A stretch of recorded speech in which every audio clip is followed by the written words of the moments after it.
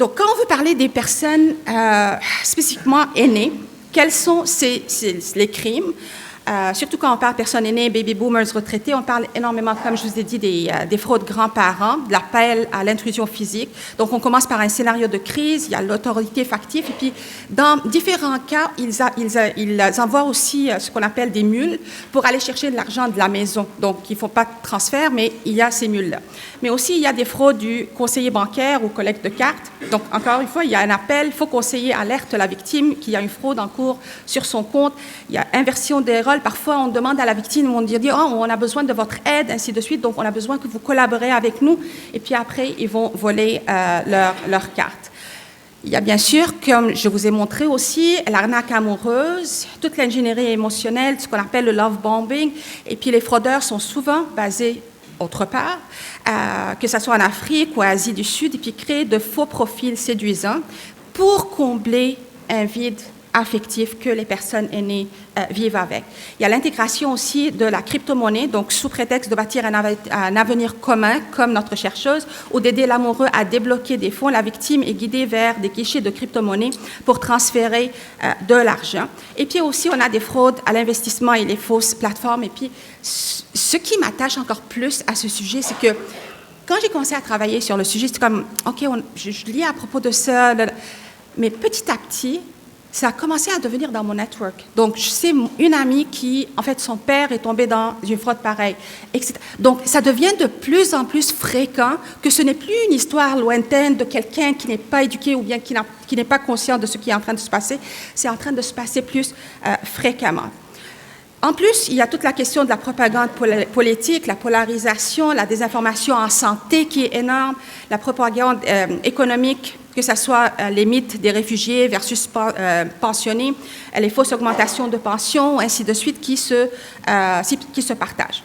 Pourquoi les personnes aînées sont une cible privilégiée par ces personnes-là?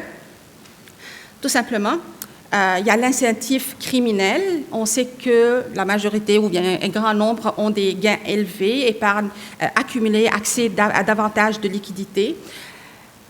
Donc, ils vont aller chercher leur argent. Et puis, je vous regarde parce que votre présentation m'a énormément parlé. Et puis, donc là, c'est vraiment comme ils vont aller chercher l'argent que ces personnes-là ont accumulé. Et puis après, il y a la triple fracture numérique, donc vulnérabilité accrue due aux limites d'accès, l'usage et l'adaptation. Donc, on sait que ces personnes-là n'ont pas nécessairement accès à la technologie, ou bien ils ne savent pas vraiment les utiliser, ou bien ils ne sont pas vraiment adaptés, donc ils ne sont pas conscients de tout ça. Et puis, tout ce qui est psychologique, c'est l'urgence, la confiance, mais c'est surtout, et puis c'est ça ce qui ressort énormément, c'est la question d'isolement. Donc, la solitude qui est un catalyseur, et puis on prend un catalyseur, plus victimes isolées, ils sont les plus réceptives et puis moins susceptibles de valider l'information auprès des proches. Mon équipe a travaillé, moi j'appartiens à l'Obvia, je suis chercheuse de l'Obvia, et puis on a fait une recherche sur les hypertrucages, la cyberrésilience des personnes aînées. Et puis, une des choses qui est sortie énormément, c'est la question de la sous-déclaration. Donc, on en parle beaucoup, mais encore, il faut imaginer toutes les personnes qui n'osent pas parce qu'elles ont honte, elles ne veulent pas en parler, elles ont honte que ça soit des autres ou bien de la famille, qu'elles sont tombées dans ces pièges-là. Donc, la question de, aussi, la peur d'être blâmée, manque d'informations, ainsi de suite. Donc, ça aussi, il faut prendre en considération. Tantôt, on parlait de l'humain, et puis, ces personnes aînées, ce sont des humains qui sont vulnérables, qui se sentent parfois jugés, donc, qui ne vont pas déclarer. Et tout ça, c'est en train de se passer. Pourquoi? Parce qu'aujourd'hui, notre belle technologie, que moi j'adore parce que j'enseigne en technologie éducative, alors j'utilise l'IA de façon éthique, critique et responsable, mais cette technologie-là, aujourd'hui, elle est démocratisée, mais elle n'est pas gouvernée. Donc, elle est partout sur tous nos téléphones. Quand je vous dis vraiment comme des applications, il n'y a pas de limite à des applications pour générer des vidéos, générer d'audio, ainsi de suite. Et puis, récemment, il y a Sora 2 qui est sorti. Je vais jouer une petite vidéo promo de Sora 2, tout simplement pour vous montrer le réalisme de cette technologie-là. Ici, est-ce qu'il va jouer?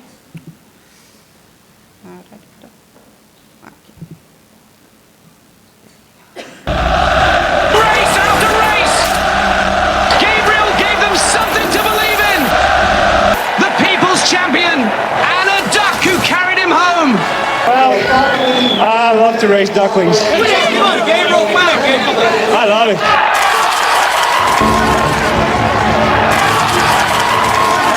Ever since he was a kid, he wanted to be a duckling racer. His first word was quack. His second word was champion. He wasn't fast at homework, but my God, the boy could ride a duck. To be when you're older. The best in the world.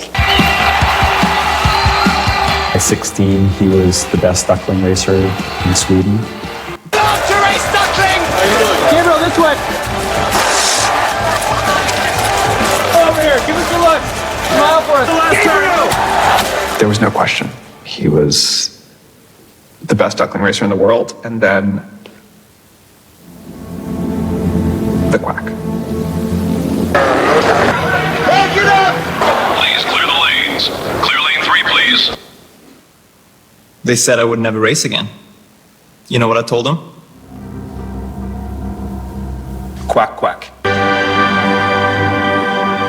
Ça, c'est fait avec Sora 2, qui n'a absolument pas besoin de programmation, qui a besoin de zéro compétence en intelligence artificielle. On peut juste entrer quelques mots et puis, padam, on peut créer. Ça, maintenant, c'est une longue vidéo, donc c'est vraiment comme un travail qui a été fait d'ajouter ces vidéos ensemble, mais c'est ça le réalisme. Alors, vous pouvez imaginer toute la possibilité derrière ceci. En 2019, comme je vous ai dit, là, j'ai commencé à travailler sur cette question-là, et puis, quand j'ai commencé à travailler, dans ce temps-là, la reine d'Angleterre aussi, c'était parce que c'était un enjeu. Donc, elle a décidé avec le Canal 4, le Channel 4, de créer, parce que vous savez, la reine, elle avait son discours de Noël. Donc, à chaque année, tout le monde attendait son discours de Noël. Donc, ce qu'elle a décidé de faire, c'est en fait faire un deepfake, avec son consentement, pour sensibiliser les citoyens à propos de ceci. Donc, je vais vous montrer quelques clips de ceci. Perfecting my moves for TikTok. In fact, there's something I'm rather excited to share with you all. I'm under strict orders from Philip not to, but as he's nodded off in front of Home Alone 2, would you mind awfully? You'll have to move that camera back. Everyone ready?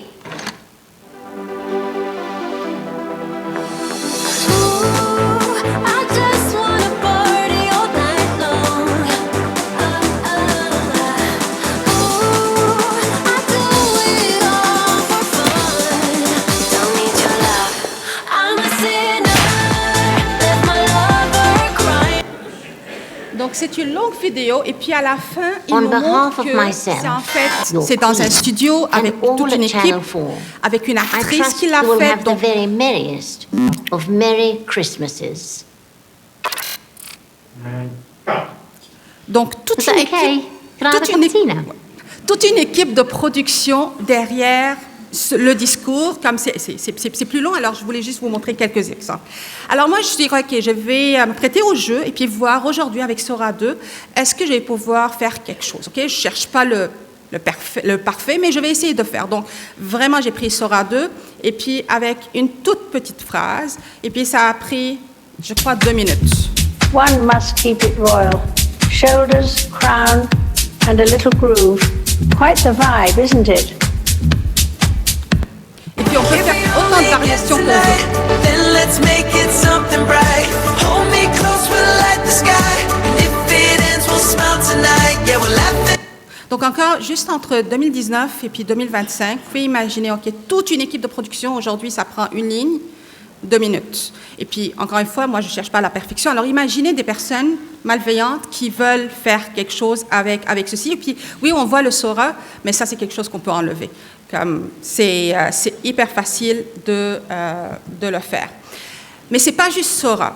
Ce qui est encore plus dangereux, je ne sais pas si vous avez vu les caractères de Grok, c'est 4 caractères. Il y a Valentin, Valentine, Annie, Rudy et puis Bad Judy, qui sont accessibles. Encore une fois, quand on parle accessible, on n'a même pas besoin de payer. Puis là, je vais vous jouer juste un petit clip sur Annie.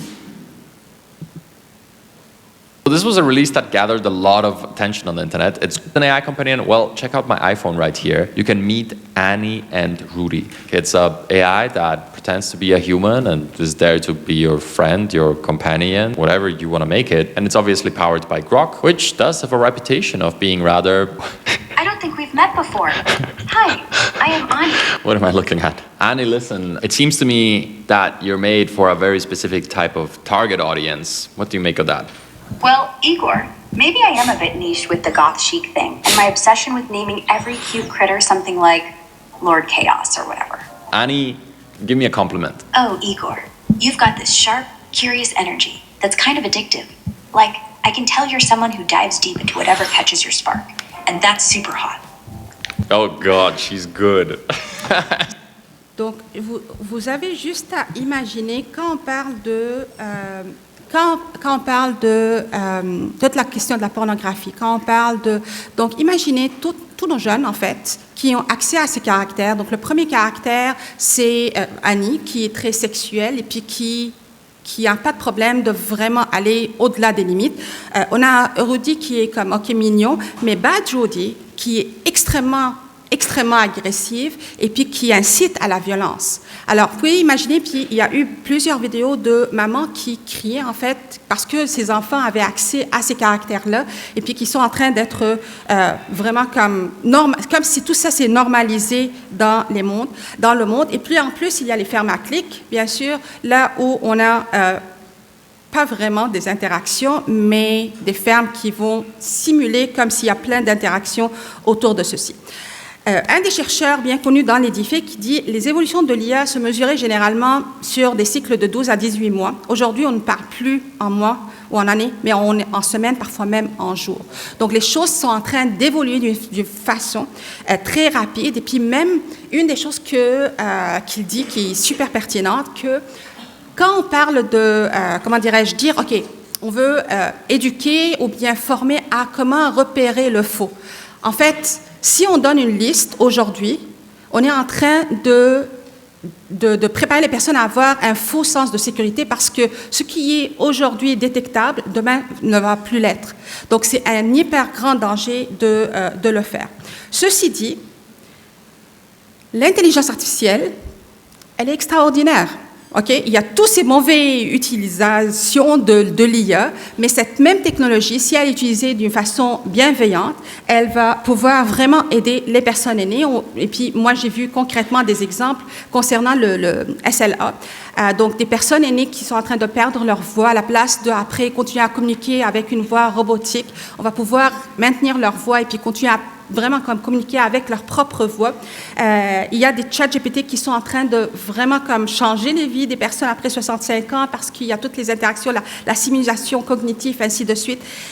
Il y a le AI Granny qui, en fait, elle a été programmée pour arrêter les personnes qui vont, les scammers, qui s'en vont vers les personnes aînées. Et puis aussi, il y a le Amical qui est un compagnon pour les personnes aînées.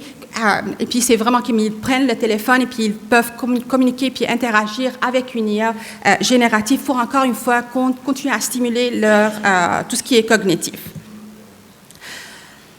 Donc, une petite parenthèse sur tout ce qui est beau, mais mon objectif aujourd'hui est de vraiment vous parler du mauvais parce qu'on a vraiment besoin de vous, en fait. Juste imaginez toute la puissance de l'IA générative et puis toute la question des biais cognitifs, OK? Donc, nous, on les connaît, mais les criminels, les personnes avec les malveillants les connaissent aussi, et puis ils mettent ensemble, et puis ils arrivent à vraiment frauder, puis manipuler, puis faire tomber des pièges, peu importe qui, du plus jeune âge jusqu'à les personnes les plus comment dirais-je, aînées. Qu'est-ce qui est acceptable et qui décide ce que l'est? Aujourd'hui aussi, il y a cette question-là, parce que il y a les deepfakes post-mortem. Donc, pas seulement les personnes vivantes, il y a les personnes aussi décédées qui sont utilisées dans ceci. Je vous montre un exemple, tout d'abord, qui est positif. C'est Salvador Dali, si vous connaissez l'artiste Greetings, I am Salvador Felipe Jacinto Dali y Domenech, and I am back.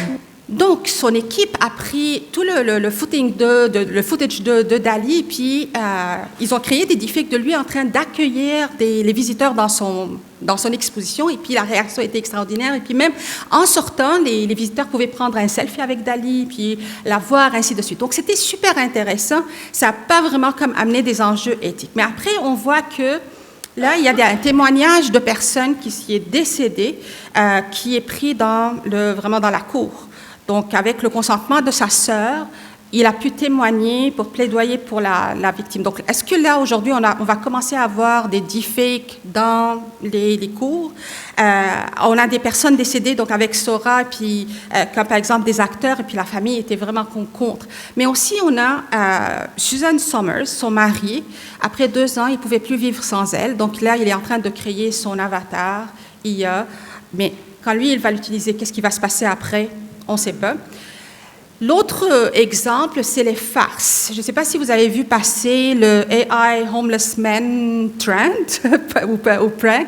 Donc, ça, qu'est-ce qui s'est passé? C'était des jeunes qui ont fait des deepfakes de personnes, des homeless, dans leur salon. Et puis, ils ont envoyé ça à leurs parents. Les parents qui étaient en vacances, qui ont paniqué, qui ont appelé à la police. Donc, vous pouvez juste imaginer la police qui s'est mobilisée pour aller voir qu'est-ce qui se passe. Et puis, en fait, c'était juste un prank. Mais le problème, c'est que c'est devenu un trend. Et puis, c'était pas juste 1 cas, 2 cas, 3 cas. C'était vraiment un trend sur TikTok. Alors, vous pouvez imaginer toutes les ressources qui ont été mobilisées, mais en plus, tout le choc des parents. Donc, qu'est-ce qui est acceptable? Alors, quand j'ai vu ça, j'étais comme, je vais essayer de créer comme une farce aussi pour les personnes aînées. Alors, encore une fois, avec quelques lignes. Parle doucement. On passe par le couloir, OK? Il nous voit pas, vas-y. À gauche, l'escalier. Attends, j'ai entendu. Il y a quelqu'un? Merde, pars! Donc, est-ce qu'on ne peut pas crier tout simplement qu'il y a des jeunes qui sont en train d'entrer dans une maison de personnes aînées, puis qu'il faut courir parce qu'il y a un danger ou quelque... Oui, on peut inventer n'importe quoi. Et puis, ça, c'est un vrai danger. Et puis après, j'étais comme, OK, je vais m'amuser un peu encore plus, et puis me dire, est-ce que je peux créer quelque chose aussi en lien avec la police? Alors, je me suis amusée avec quelques vidéos. C'est pourquoi nous promettons qu'un policier sera dédié à chaque aîné, un compagnon fidèle qui restera à vos côtés. Écoutez-moi bien, la gang. Chaque aîné de notre ville mérite de marcher en toute sécurité. On va mettre un policier par personne âgée, un vrai monde qui va les accompagner dans leur promenade. Le gouvernement du Canada nous assure... Mesdames, Messieurs, parmi nos aînés, il n'y en a pas un seul qui devrait se sentir seul. On va mettre un policier ou une policière par personne âgée pour les accompagner dans leur marche, leur sortie. Donc, juste imaginer les possibilités. Et puis, j'ai pas dit accent québécois. J'ai rien dit. J'ai juste dit police québécoise. Et puis, j'ai dit que, OK, je veux qu'il y ait un policier par personne aînée. Et puis, c'est tout. Et puis après, ça m'a donné des variations. Et puis, je pouvais continuer à en finir. Et puis, je vous promets, ça m'a pris peut-être 5 minutes pour faire les 3. Mais aussi aujourd'hui, le truc, c'est ça devient de plus normalisé parce qu'on a une animatrice IA qui s'en vient, on a une actrice IA, on a une ministre IA, on a des influenceurs et puis influenceuses IA, on a même des personnes qui tentent de venir avec de tester nos systèmes et puis venir comme un avatar dans des tribunaux aussi. Donc, aujourd'hui, là, je prends une citation du Service canadien du renseignement de sécurité, et puis je le reprends. Sans les faits, il dit il n'y a pas de vérité. Sans vérité, il n'y a pas de confiance. Sans confiance, il n'y a pas de réalité commune ni de démocratie. Il devient impossible de gérer les problèmes existentiels de notre monde. Alors, si je vous dis, mais c'est ça, aujourd'hui, on ne sait même pas si les faits sont des faits parce que tout peut être faussé, deepfaké. Et puis aujourd'hui, on a énormément accès de l'information. On est la société qui a le plus accès à l'information, mais la société aussi qui a le plus accès à la fausse information. Et puis, qu'est-ce qui est en train de se passer très rapidement? Érosion de la confiance, pollution informationnelle, crise de la connaissance, manipulation cognitive. Faux souvenirs parce que, apparemment, que quand on voit des vidéos, OK, même si après coup, on sait qu'elles sont fausses, on se rappelle comme si elle était vraie. Et puis après, on agit comme si ces vidéos-là étaient vraies. Donc, ça crée des faux souvenirs dans nos cerveaux. Il y a la violence numérique, cybercriminalité, fraude, atteinte à la démocratie, la sécurité, perte d'intégrité documentaire et judiciaire, effondrement de la confiance collective. Juste là. Et puis, on peut continuer à lister. Dans mon travail, j'ai travaillé avec les personnes aînées. Donc, j'ai recruté des personnes aînées, puis on a discuté des deepfakes, et puis je vais vous faire passer quelques éléments que eux autres, ils ont partagés. Donc, c'était un projet qui a été subventionné par les fonds de recherche du Québec. Et puis, l'idée, c'était vraiment de faire passer ces personnes aînées, de leur parler de ceci, mais en fait, de les faire des deepfakes. Et puis, c'est une recherche que j'avais testée avec des jeunes 18-24 ans, il y a 2-3 ans. Et puis après, à travers la création des deepfakes, les jeunes étaient beaucoup plus sensibilisés, mais pas juste sensibilisés, ils étaient mobilisés à faire quelque chose. Alors, j'étais comme, je vais essayer ceci avec les personnes 65 ans et plus pour voir qu'est-ce qui va en sortir. La première réaction, et puis ça, ce sont des citations, mais je suis en train d'analyser les données, donc je n'ai pas encore fini ceci, mais je vous donne, comme c'est un primeur concernant ceci, je vous donne quelques citations qui sont ressorties de mes échanges avec les personnes aînées. Ce qu'ils ont dit, c'est le défi, ce n'est pas de tout vérifier, c'est de ne pas tomber dans le paranoïa. C'est rendu qu'on ne sait plus quoi croire, ni qui croire, ni quand c'est vrai. Ce n'est pas seulement la vérité qui s'en va, c'est la confiance entre les gens. C'est fou. Même quand on sait que c'est faux, notre cerveau veut y croire. On dirait qu'il faut être toujours en train de vérifier, de douter, de croiser les sources. C'est épuisant. On nous dit de faire attention, mais on ne nous explique pas comment ces systèmes nous influencent. Ce qui me fait peur, ce n'est pas de me faire arnaquer, c'est de me faire avoir sans m'en rendre compte. Les solutions. Oui, il y en a des solutions. Il y a des de chez vous, là. Et puis, il y a vraiment comme, on a des centres anti-fraude, on a aussi des trousses, si vous voulez, pour ceci. Mais est-ce que ça veut dire que c'est est-ce qu'il y a un impact?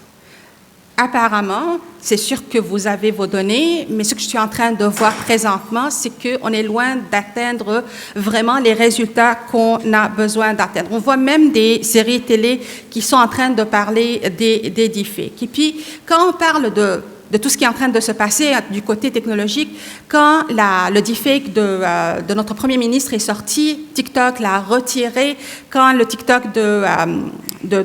là maintenant j'ai oublié son nom, de Taylor Swift est sorti, c'était un tweet qui était vraiment très de la pornographie. Il était retiré, mais le problème c'est quoi? C'est que oui on le retire, mais ça ne veut pas dire que les personnes qui ont eu accès ont su que c'était du faux. Et puis la dissémination, en fait, une fois que c'est sorti, encore une fois, on ne peut pas vraiment la contrôler, même si on retire des réseaux sociaux. Les médecins, quand il y a eu parce que là, il y a toute la question de TikTok, il y a des médecins qui essayent d'utiliser les mêmes techniques des influenceurs pour étouffer la désinformation. Donc, être plus présent en ligne, mais encore une fois, ça prend énormément d'efforts et puis de ressources, ainsi de suite. Il y a de la technologie qui existe, mais elle n'est pas encore, si vous voulez, imposée. Il y a 2 jours, j'ai présenté devant le Sénat et puis on parlait des régulations et puis des lois qu'il faut mettre en place, mais ça prend du temps. Tout ça, ça prend du temps. Comme par exemple le C2PA. C'est quoi le C2PA? Ce sont comme des étiquettes nutritionnelles, mais pour les images, pour les ressources numériques, et puis qui peuvent dire c'est quoi la provenance de ces ressources-là. Mais encore une fois, c'est les compagnies qui vont décider si ils vont l'utiliser ou pas.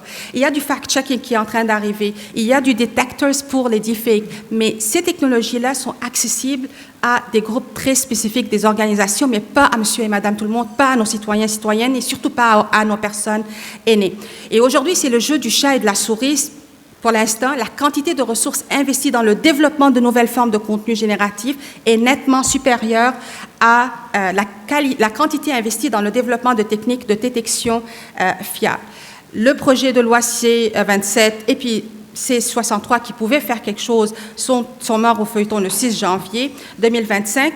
Le cybercriminalité, puis vous pouvez me corriger, mais d'après ma compréhension, qu'il n'existe même pas dans le code criminel. Et puis tous les actes de cybercriminalité vont aller chercher autres chefs d'accusation. Vous savez de quoi je veux dire? OK. Et puis après, j'ai parlé avec des policiers lors de la conférence de InCyber, et puis ils m'ont dit que les enquêtes en matière de cybercriminalité sont extrêmement complexes et dépassent souvent les capacités ou le mandat d'un service de police locale. Il y a un problème de juridiction, il y a un problème de ressources. Donc vraiment, c'est un grand défi qu'il faut y réfléchir. Et pour les solutions, qu'est-ce que les personnes aînées ont dit? Donc ça, c'est... je vais venir ici. OK. Donc ça, c'était mes personnes aînées qui étaient en train de créer des deepfakes. Donc, des idées, OK, là, je partage parce qu'on veut être concret dans ce que les personnes aînées proposent, que ça pourrait être aidant. On voit comment les émotions prennent le dessus, on veut être touché, pas seulement informé. On a notre rôle à jouer. Si on comprend, on peut prévenir. Il faut redonner confiance, pas juste dire « méfiez-vous ». Ce n'est pas une question de peur, c'est une question de préparation. C'est pour cela que quand on parle de prévention, ainsi de suite. L'important, c'est de ne pas laisser la peur gagner. Si on en parlait plus souvent, on serait moins à risque. On a toujours su s'adapter. On va apprendre à vivre avec ça aussi. Je vais en parler avec ma mère pour qu'elle comprenne. Je lui explique dans ses mots à elle. Puis, je connais le niveau qu'elle a de compréhension. Donc, toute la vulgarisation de ce qui est en train de se passer. Créer une conscience partagée des risques pour que plus qu'on en parle, plus que les gens sont conscients de ce qui se passe autour. Et puis après, quand j'ai dit, OK, mais on veut des impacts, vraiment comme des interventions à fort impact, c'est quoi vos idées? Alors, ils ont parlé de présence proactive dans les... Et puis, comme j'ai mentionné concernant la police, présence proactive dans les résidences et centres communautaires. Alors, comme des micro-ateliers de 20 minutes, démonstration de deepfake, conseils, prévenir, réagir, alerte antifraude locale, par SMS ou courriel, diffusion immédiate des fraudes en cours à Québec, ligne prioritaire 65 ans et plus pour valider une demande suspecte avant d'agir, patrouille numérique, ce qui est super intéressant, intervention policière directe dans les groupes Facebook locaux, parce qu'ils sont souvent sur Facebook, pour contrer les fraudes en circulation, renforcer la règle d'or, parler à quelqu'un avant d'envoyer l'argent, outils papier distribuables, liste des fraudes courantes, comportements à adopter, numéro à appeler. Campagne publique sur le clonage vocal, donc montrer comment les fraudeurs imitent la voix d'un proche. Système d'authenticité des communications policières, parce que même si vous les appelez, là, nous, on leur dit, attention, si la police vous appelle, peut-être c'est pas la police. Alors, ne croyez pas tous. Alors, il faut vraiment avoir ce système d'authenticité des communications policières, signature officielle, QR de validation, ainsi de suite. Partenariat, on a parlé des partenariats qu'il faut se faire pour les formations continues, ainsi de suite. Réseau de pairs aidants numériques. Et puis ça, c'est une autre idée que je trouvais hyper intéressante parce que aussi ça fait sortir de la solitude et puis ça reste les personnes formées et puis informées. Et puis soutien post-fraude comme des protocoles policiers pour réduire la honte, restaurer la confiance, éviter la récidive. Donc, comme ça a été mentionné dans la présentation juste avant moi, la question d'ensemble et puis de la proactivité, en fait, on a vraiment besoin de travailler ensemble parce qu'aujourd'hui, en attendant les règlements, les lois, etc., c'est notre seule solution. Merci beaucoup.